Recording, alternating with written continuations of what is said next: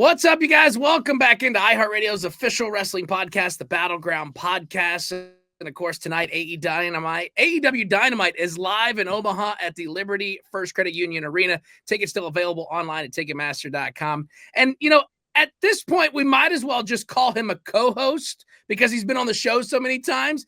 He's the mastermind behind All Elite Wrestling, the man who's redefined the wrestling landscape and one of the busiest minds in the business, whether it's with AEW, Ring of Honor, football, soccer. I mean, the guy's making major moves everywhere. Give it up for the one, the only, Tony Khan joining the show. Tony, how are you doing? Thank you very much, my friend. It's great to see you, Tim. Thanks for having me on the show. Always glad to have you on the show. So let's talk about it. Big night for AEW Dynamite tonight. I mean, you look at the card, it's stacked. Yet again, another Wednesday night Dynamite stacked card. What are you most looking forward to for tonight's show here in Omaha? Well, there's so many exciting things tonight on the show. I'm really excited for this one. It's a stacked card. Last week, we had a massive event coming off AEW Revolution. That was such a great success for the company. After a great run of shows, now we've got a world title fight tonight on Dynamite. That's pretty huge, and it's a street fight. And we've got the former two-time TNT champion, the rated R superstar, Adam Copeland. He's been so great here in AEW, and he's one of the greatest wrestlers of all time.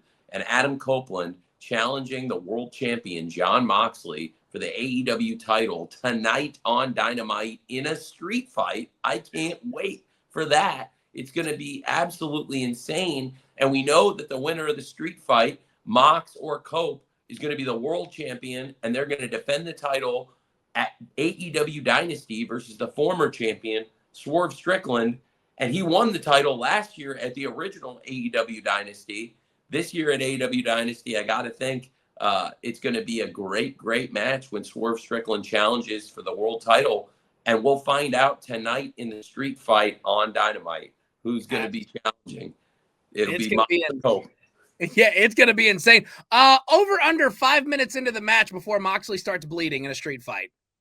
It's hard to say. I'm very excited for the street fight, but you can expect a hard-hitting, bloody, who's to say what's going to happen when these guys get in the ring, but I would not be surprised if blood was spilled in this street fight. It's going to be a great, great match, Mox versus Cope in the street fight tonight. Yeah, it's going to be insane for sure. And of course, we also want to say congrats on another critically acclaimed pay-per-view, AEW Revolution, held at Crypto.com Arena. I mean, you look at that pay-per-view, several matches on the card getting a lot of raves. As a Lakers fan, how incredible was it to host an AEW pay-per-view on their home court? It was incredible. And to be honest, I just went back to the scene of the crime. I just was at the Lakers game the other night versus the Spurs and went back and had so many people coming up to me from the staff in the building and fans saying how much they loved AEW Revolution. It was pretty cool. I had a great experience at AEW Revolution, and I love doing the show at the Forum because that's the home of the original Showtime Lakers. And it has a great legacy, and it's been a great home for AEW for many years in Los Angeles. And then we went to Crypto.com Arena for the first time ever. This was such a home run, and it's one of the best shows we've ever done. It's one of the best venues we've been to. The fans were great in the arena, but also it was a huge commercial success. We sold over 12,000 tickets. We had a huge amount of fans in the building, but we also had a huge pay-per-view audience, one of our biggest pay-per-view audiences we've had, and the biggest audience we've had since we were at Wembley Stadium last year for All In, for sure. This is one of the biggest revolutions ever in terms of the live gate and in terms of the pay-per-view. And we had a new partner come on. Amazon Prime is the new home for the AEW pay-per-views. That's been fantastic. They were a great partner. We already have a lot of great partners on cable, satellite, streaming, but to add somebody with the scale, the scope, the power of Amazon Prime, that has been excellent for the pay-per-view business. And then for our TV, we've been on a fantastic run of TV. AEW Dynamite on Wednesdays, AEW Collision on Saturdays. The shows have been really great. And if you haven't seen AEW before, or if you haven't watched recently, now's a great time to come in because last year, we had a lot of injuries, a lot of our top stars. At the same time as big stars being injured, we had people that had commitments in movies and shows, and I try to honor commitments every time.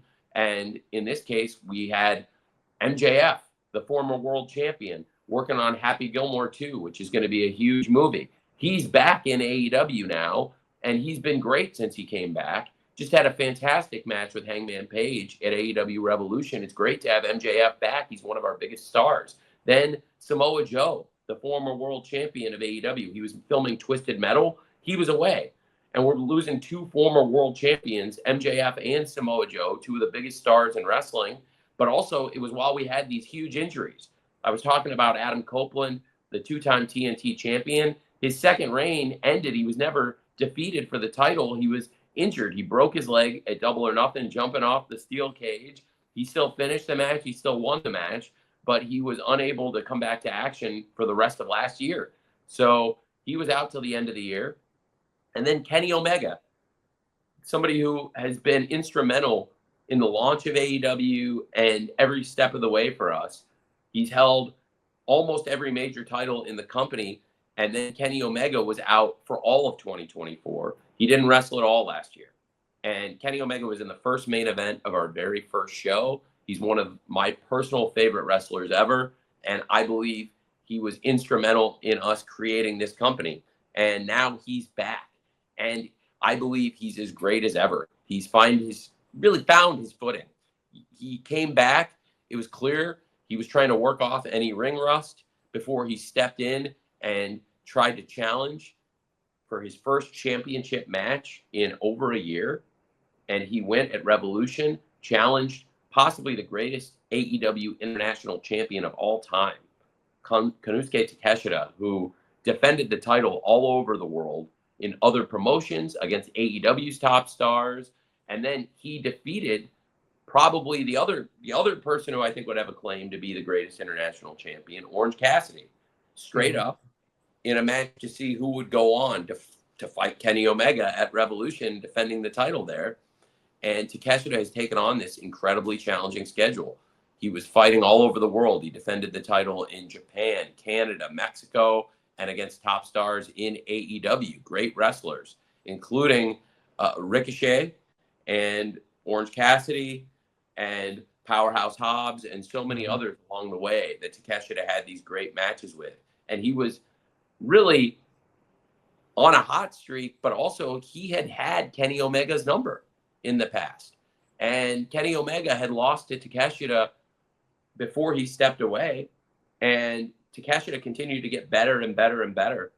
And there were a lot of questions. Is Kenny going to be as great as he's always been? What's going to be this comeback for Kenny? He's been out for over a year and he almost died. Yeah. And a lot of people thought Kenny could never return to the ring, but I know he always believed that there was a fighting chance. And he fought and he fought and he came back, and now he's the international champion. And we're going to find out on Dynamite who's up next, who's the next challenger for that international title. And I'm really, really excited for it because we have a four-way match and you've got four great stars from different countries, different backgrounds, different wrestling styles. And to have four great wrestlers like the former international champion, Orange Cassidy, the new arrival, the hot free agent, Speedball Bailey, who is an excellent star. We're so excited to have him in AEW. He's a top star, an international star coming from Canada, and we're happy to have him here.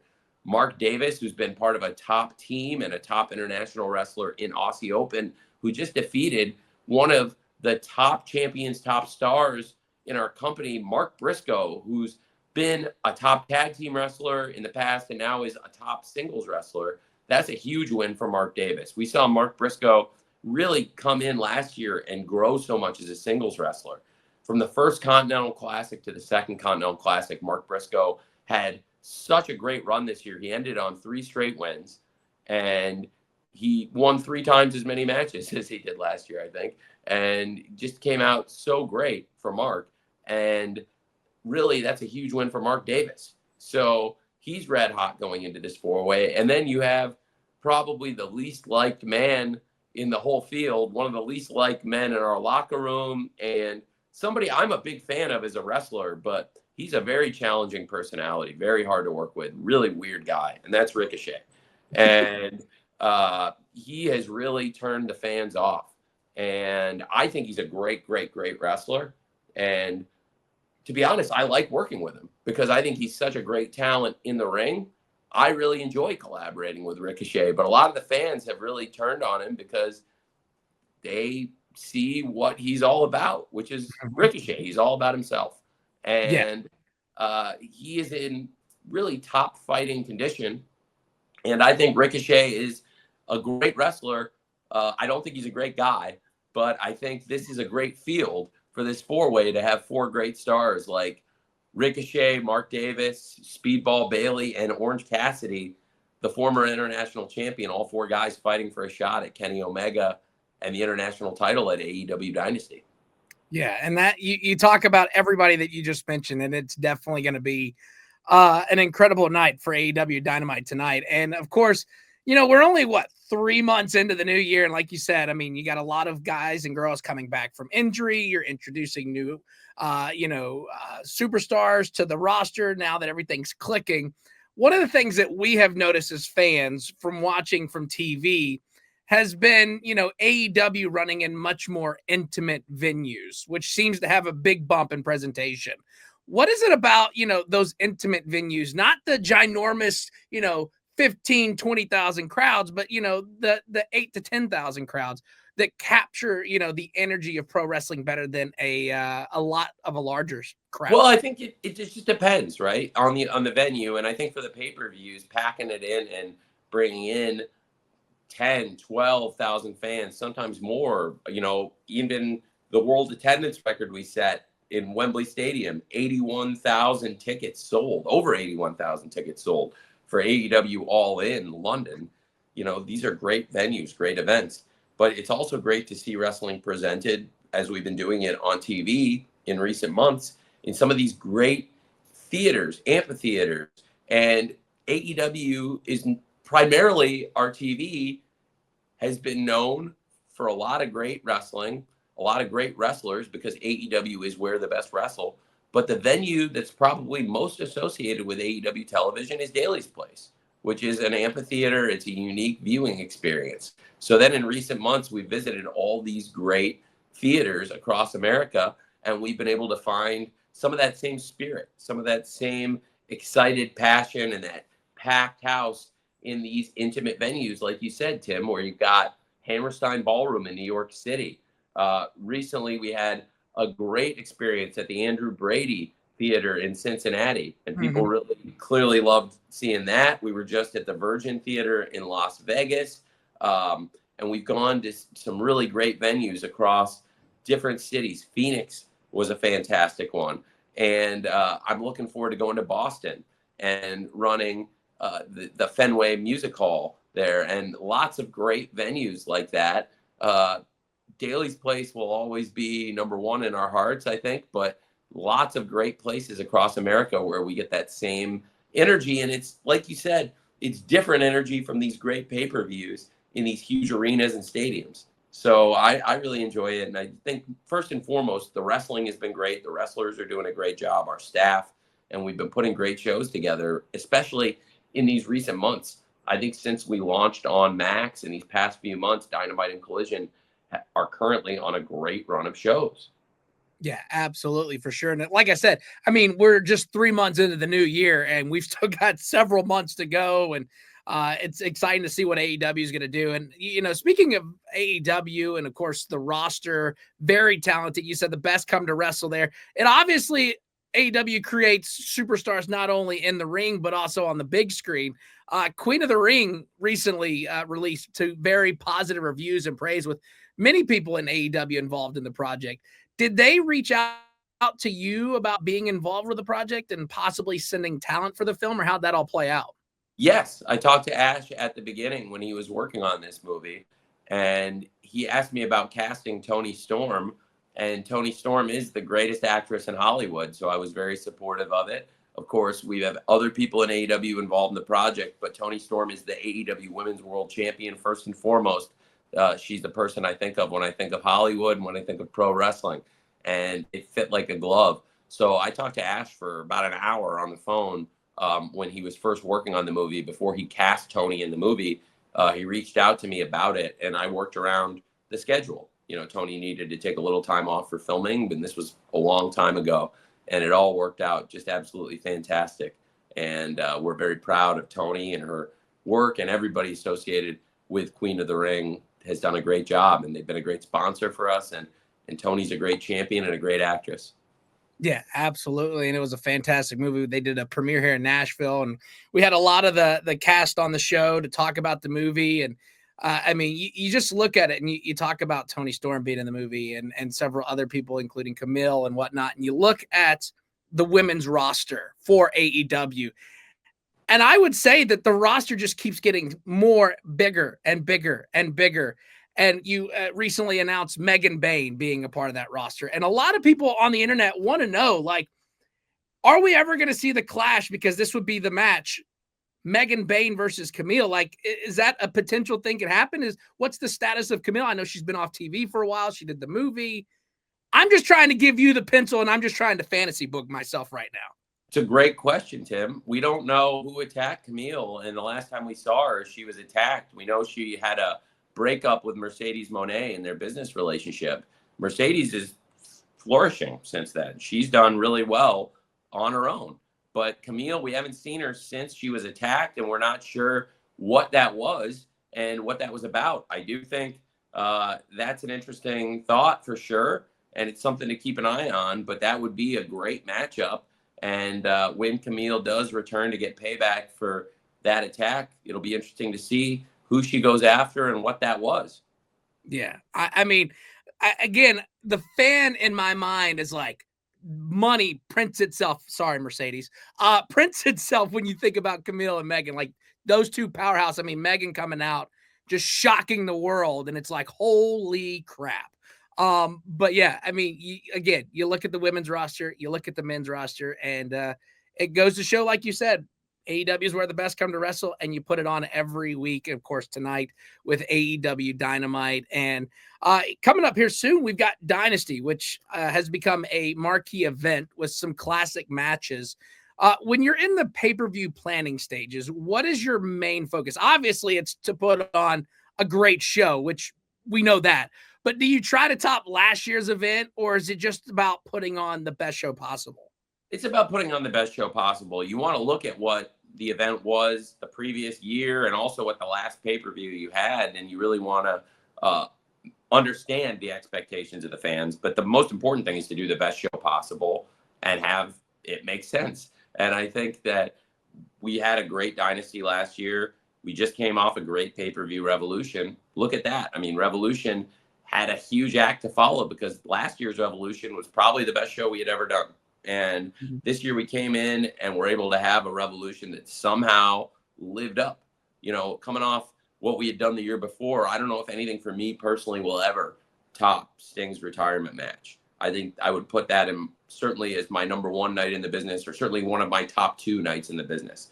I think the greatest moments for me working in wrestling, other than along with maybe our very first event and some of these milestones, these first time things we did, two of the greatest things I've ever been associated with, and maybe number one for me, I think, would be Sting's retirement match last year at AEW Revolution.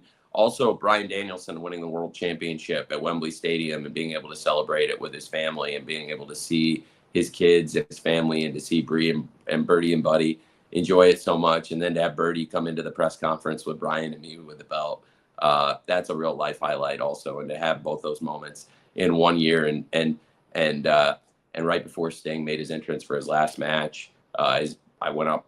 I don't always go up to this, I'm sitting back in a chair by the curtain before people go out, but I don't always get out of the chair as they're about to make their entrance and stand next to them. And I went up and stood next to Sting. And right before he went out, he put his hand on my shoulder and said something to me that I'll always remember and always really appreciate about that last match and about that last run and just about everything. That meant a lot to me.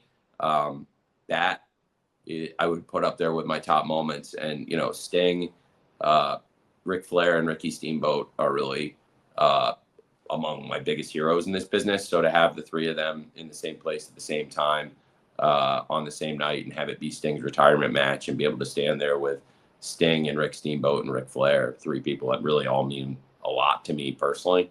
That I grew up, they were three of my heroes all at the same time, and then to be able to stand there with them to celebrate Sting's last night, that's about as good as it gets. And then to have that moment with Brian and Bree and Birdie and Buddy, and then to have Brian bring Birdie and the belt into the press conference, that's about as great as it gets. So I really was very happy. I thought we had great pay-per-views last year, but those are probably the greatest moments too. Now, is that one of those moments, like you said, you're sitting there with Rick and Ricky and Sting? Is that one of those moments where you're pinching yourself and you're like, is this real life? Like, is this a dream right now? Am I going to wake up eventually? I had to take a photo of it. I mean, it was very surreal night. There's a lot of other things happening. I mean, there's great matches on that show leading up to the final match. Will Ospreay and Takeshita had one of the best matches we've ever seen. FTR had a classic match with Jon Moxley and Claudio Castagnoli. That was a great, great show. And there were a lot of great moments on that event. And it culminated in the greatest moment ever in AEW, Sting and Darby Allin versus the Young Bucks for the World Tag Team Championship. Darby and Sting ended on the undefeated run. And it was a storybook moment in wrestling that none of us wanted to end, I think. I know I didn't want it to end that night. I wanted Sting to just continue wrestling forever. So, of course, Tony Khan is our guest on the show, AEW Dynamite tonight. Tickets still available. You can grab those, Ticketmaster.com, live from the Liberty First Credit Union Arena here in Omaha. Now, here's the part of the show where we kind of can, pull the curtain back and get to know Tony more outside of wrestling. Imagine you're hopping into your car, right? Windows down, open road stretched ahead of you. What's the song that you're going to play first in your car that you're just going to crank up and just, drive to? It really depends on the day and the mood I'm in. I love some of the songs we've used in AEW. Guns N' Roses have been great collaborators. I love November Rain and Welcome to the Jungle. Those were great songs, and I would certainly love to listen to those. When I was in college, I lived about November Rain from my parents. I lived, just enough that my dorm room and then my apartment, which was very close then after that to my dorm on campus. The campus is 8 minutes from my parents' house roughly. So it was about it could start November Rain and I would be home by the time it was over to visit my family, or vice versa, going from my family back to college. Same, I went to high school on the same campus too. So it took about November Rain to get from home to school and back.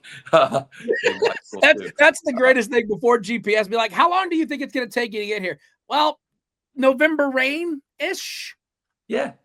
Usually you'd start it and you'd be getting there right as they're finishing up. So that's a great one. Certainly, I have a few other songs that I would like to bring into AEW that I don't want to hurt my leverage in the negotiating. But that's a great one. I mean, I could try to poke you out of it, but we don't want to hurt any leverage for wrestling fans to get that big pop when we hear the song. It's a great collaboration with Elton John, though. I think Saturday Night's All Right for Fighting is great for Collision. That's a great wrestling theme. I think it's an iconic wrestling theme now. Saturday Night Collision on TNT and Max. The Elton John Saturday Night's All Right for Fighting. This week, we've got a special Sunday. We're on Saturday after the NCAA tournament. Collision's going to be broken up this weekend, and we're filming that in Omaha, too. It's a great value because we're going to do Dynamite live tonight on TBS and streaming on Max Live. And then we're also going to film Collision. Collision's going to be broken into 2 one-hour episodes. And it's going to be after NCAA, so we get 2 great lead-ins out of 2 hours. So there's Slam Dunk Saturday and Slam Dunk Sunday. I got to figure out the music, I'll be honest, for Slam Dunk Sunday. Because this is the first time the Elton John song, Saturday Night's All Right for Fighting. It might not make total sense, but I might just use it anyway. But I haven't decided yet. I'm thinking about that one. But it's going to be a great week. I'm really excited about it. And, there's a lot of, frankly, some of the Sunday songs, aren't as hard hitting when you look at, Sunday Kind of Love. I don't think that's going to work as well. I mean, you can always go, if we're tying basketball, and you can always go with the Space Jam theme song. I mean, goes right. I don't know how it will correlate with wrestling, but I mean, maybe. I don't know. That's interesting. It's an interesting one. There's a lot of great themes that we used Round Ball Rock, which was great. Yep. And that's always been great for us. So there's some interesting ones for sure we could look to use. I do think it's going to be a great week of wrestling for us, and no matter what music opens that, we're excited to have that NCAA lead in. But I really do love a lot of the songs we've used in the show. I loved when we used Cinderella, when Kenny and Hangman broke up. Don't know what you got till it's gone. That was a great music video. And we've had a lot of great ones over the years like that. Pointer Sisters, when you did that one. Which one? Pointer Sisters. Oh yeah, Pointer Sisters. I love that. But that was for the first show of the year. I thought that was like a cool way for the first night. It was a fight for the fallen. Yep. There's a lot of nights where you think, okay, that's not like the bloodthirsty song that you might want to hear to start a wrestling show. But for that night, I think it was great for a fight for the fallen where you're doing a charity show and it's the first night on Max. Let's get excited. So I really thought that was fun. And we've had a lot of great themes and great songs we try to bring into the show. With Elton John, I thought that Saturday Night's All Right for Fighting, like I said, I think that's a great theme for us. But it's, also just a great song. Elton John, a great artist. I really enjoyed the Rocket Man movie about his life. The only thing that was missing was the football, what we would call soccer in America, but what we call football in England. And there was not any of that. It's a big part of his life, if you didn't know. Yeah. He's been the chairman of Watford, and there was no Watford in the movie at all. So I was kind of surprised by that, because as somebody who's an executive in the Premier League and has had a lot of experience playing against Watford, with our team and working against Watford and competing. And I know how big of a part of Watford's legacy Elton John is. And I know how big a part of Elton John's life Watford is. So I was kind of surprised there was none of that in that movie. But I do love that song, and I think it's a great wrestling theme. Speaking of you being an executive, and your hand is in a lot of different organizations with wrestling and football, or in America we call it soccer, and then the NFL with the draft around the corner. With your experience in both AEW and the NFL, how do you see the similarities and differences in how free agency works in professional wrestling versus the NFL? It's very different, I think, because there are a lot more teams in the NFL. With 32 teams, there are a lot more destinations, and free agency is a little more routine. In pro wrestling, people commit to a wrestling organization, and there aren't as many different places to go. So I think it feels even more impactful and important when a wrestler switches organizations, because it doesn't happen as often. In football, it's very common for players to change teams, and there's so many teams to go to. There's a huge market. In wrestling, there aren't as many wrestling organizations to go wrestle for. And if you really want to make good money in wrestling, there's only a couple places to work. So I think AEW is something that's been very important in the world of wrestling, because it's created a great marketplace and competition. But even with AEW in the market, there aren't that many other places to go and earn a great living in wrestling compared to the NFL, where there's 32 teams. There's definitely not 32 top wrestling organizations. There's only a few. And that's very different. Yeah, absolutely. Well, Tony, I know you're a very busy man, and I don't want to take up too much of your time, because you got to figure out what the game plan is for, some of the things that aren't on the card just yet for tonight for AEW Dynamite live in Omaha. But Tony, it is always an honor and a privilege to have you on the show, and it's always great talking to you. It's always great talking to you, Tim. Thanks for having me on the show today, and I really am excited to see you and Liam at a show soon, and I hope you guys enjoy the show on TBS tonight.